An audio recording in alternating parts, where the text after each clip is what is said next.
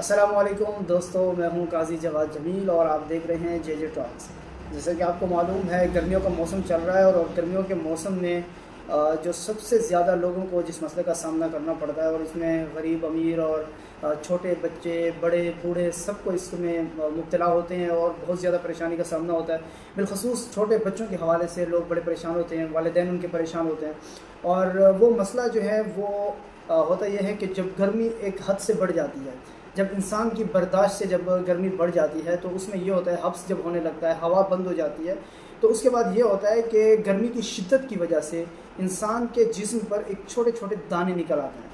वो दाने कांटेदार दाने होते हैं, जिस्म को चुभते हैं, जिस्म को बहुत ज़्यादा तकलीफ़ देते हैं और उसकी तकलीफ़ इतनी शदीद होती है कि इंसान चैन से ना बैठ सकता है, ना लेट सकता है, ना सो सकता है, ना चल सकता है, ना किसी काम को सही तरीके से कर सकता है। क्योंकि जब भी वो कहीं पे अपने तवज्जो को मरकूज़ रखेगा तो फ़ौरन जो है उसका तमाम ख़यालात उस तरफ हो जाएंगे, तकलीफ़ की तरफ उसका दिमाग चला जाएगा।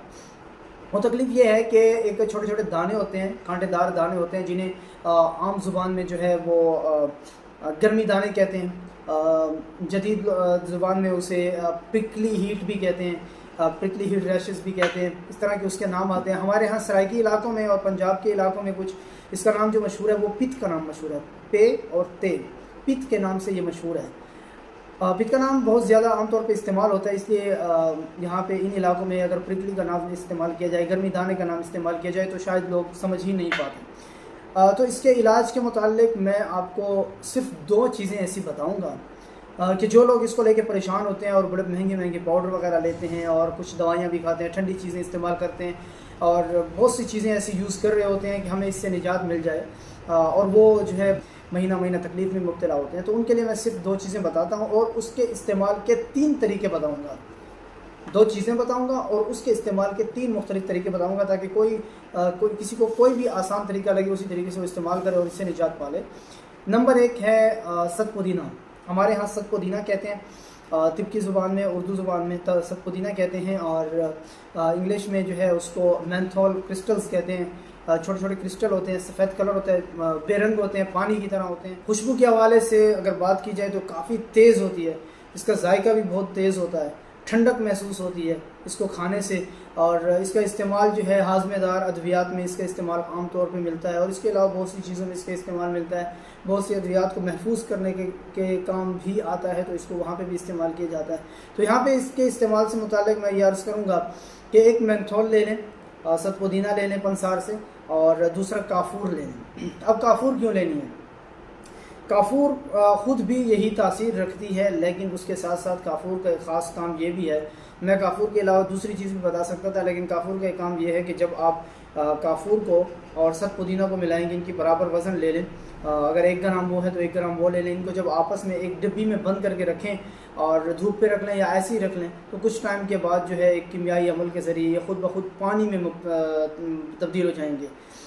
तो इनकी शक्ल जो है एक लिक्विड शक्ल इख्तियार कर लेगी, ये लिक्विड बन जाते हैं, पानी बन जाते हैं।